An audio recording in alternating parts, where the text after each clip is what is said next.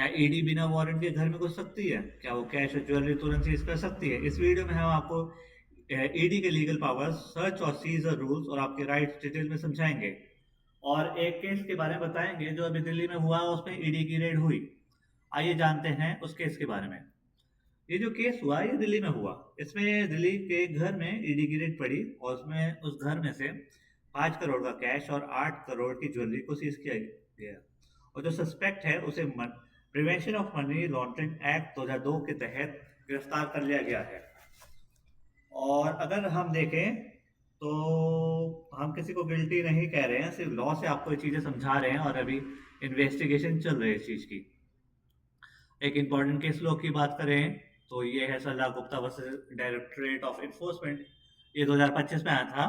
इसमें जो केस हुआ था, ईडी के जो पावर्स थे उनके बारे, उनके लीगलिटी के बारे में बताया गया था। और procedure, safe guard of personal liberty के बारे में भी फोकस किया गया था कि क्या ईडी के पास कुछ ज़्यादा ही पावर है। इसमें ईडी ने रेड करी थी और कुछ डॉक्यूमेंट और एसेट्स को सीज कर लिया गया था। और तो फिर बाद में कोर्ट ने बोला था कि ईडी को कि आप कृपया करके जो आपने डॉक्यूमेंट सीज करे हैं और एसेट, उसकी कॉपीज एक्यूज को दें। और अगर हम आगे देखें तो ये जो केस हुआ था ये मनी लॉन्ड्रिंग के तहत हुआ था। और जो अरेस्ट है ये section 19 of prevention of money laundering act के तहत हुई थी। और इसमें ईडी ने जो ग्राउंड्स ऑफ अरेस्ट थे वो बताए नहीं थे एक्यूज को। और इसका जो अरेस्ट हुआ था ये सुप्रीम कोर्ट में चैलेंज किया गया था। और अगर देखा जाए तो ये वॉलेशन ऑफ आर्टिकल 21 है ऑफ इंडियन कॉन्स्टिट्यूशन।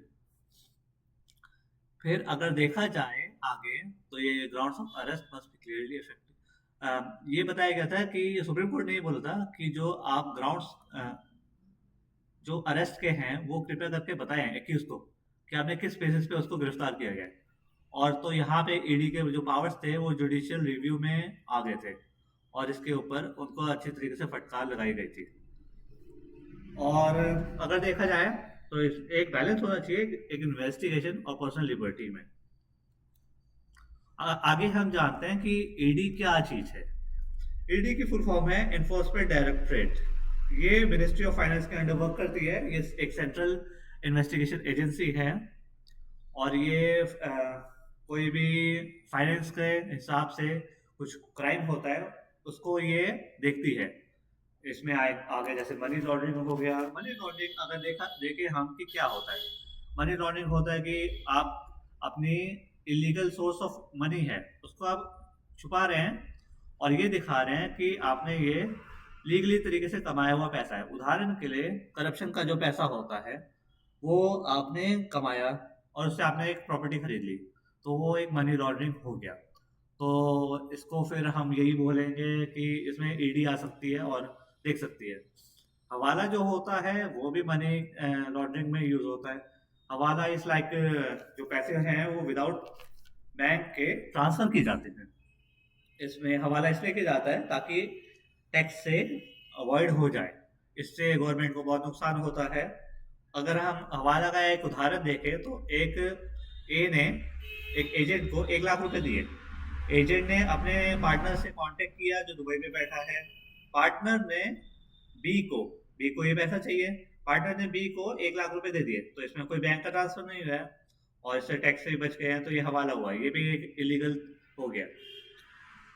अगर हम आगे चलें तो जो लॉस हैं जो इन्फोर्स किए जाते हैं ईडी द्वारा वो है prevention of money laundering act 2002, foreign exchange management act 1999, fugitive economic offenders act 2018। और अगर हम आगे देखें तो ईडी के पास सर्च एंड सीज की पावर है जो section 17 of prevention of money laundering act में बताया गया है। इसमें जो ये चीज करी जाती है ये ऑथराइजिंग ऑफिसर द्वारा की जाती है। और जो वो चीज कर रहा है उसको वो रिकॉर्ड में रखेगा तब उसको वो ये चीज करनी पड़ेगी। और अगर वो कुछ सीज कर रहा है तो उसको ये चीज बतानी पड़ेगी और उसको वही चीज सीज करनी है जो क्राइम से रिलेटेड है। कुछ और उसने सीज कर लिया तो ये सही नहीं है और इलीगल हुआ एक।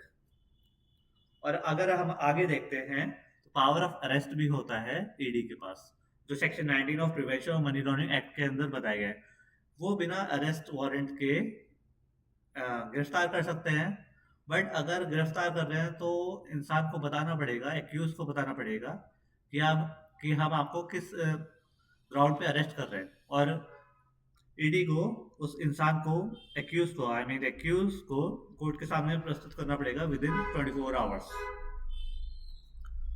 और अगर हम देखें तो एक एक्यूज के क्या क्या राइट्स होते हैं ईडी के रेड में, तो पहली बात तो ये हो गया कि उसके पास राइट टू लीगल काउंसिल है, कि वो एक अपने एडवोकेट को हायर कर सकता है और उससे सलाह ले सकता है कि मैं क्या क्या कर सकता हूँ यहाँ पे। दूसरा हो गया राइट टू मेडिकल एग्जामिनेशन, वो अपना मेडिकल एग्जामिनेशन करा सकता है। मेडिकल एग्जामिनेशन एक्चुअली इसलिए कराया जाता है ताकि फॉर एग्जांपल आप लोगों को पता है कि पुलिस वाले बहुत बार कन्फेशन फोर्सफुली करवा लेते हैं, तो इसलिए मेडिकल एग्जामिनेशन एक एक्यूज के बेनिफिट के लिए किया जाता है। और अगर तीसरे राइट की बात करें तो प्रोटेक्शन अगेंस्ट सेल्फ इंक्रिमिनेशन, ये बताया गया है article 20 clause 3 of Indian constitution act. इसके अंदर ये बताया गया है कि कोई भी पुलिस वाला आपसे कन्फेशन फोर्सफुली नहीं ले सकता है, और अगर आपको इलीगल अरेस्ट किया गया है तो उसको भी चैलेंज किया जा सकता है। ये भी एक राइट है एक्यूज का। और अगर इलीगल अरेस्ट किया जा रहा है उसको, तो वो इलीगल है, पहली बात इलीगल है, और वो हिबियस कॉर्पस की रिट डाल सकता है हाई कोर्ट में इसको चैलेंज करने के लिए। अगर हम कंक्लूजन देखें इसका, तो ईडी के पास पावर स्ट्रॉन्ग तो है लेकिन अनलिमिटेड नहीं है। लॉ ईडी को पावर जरूर देता है और सिटीजन को protection. Like and subscribe for more law updates.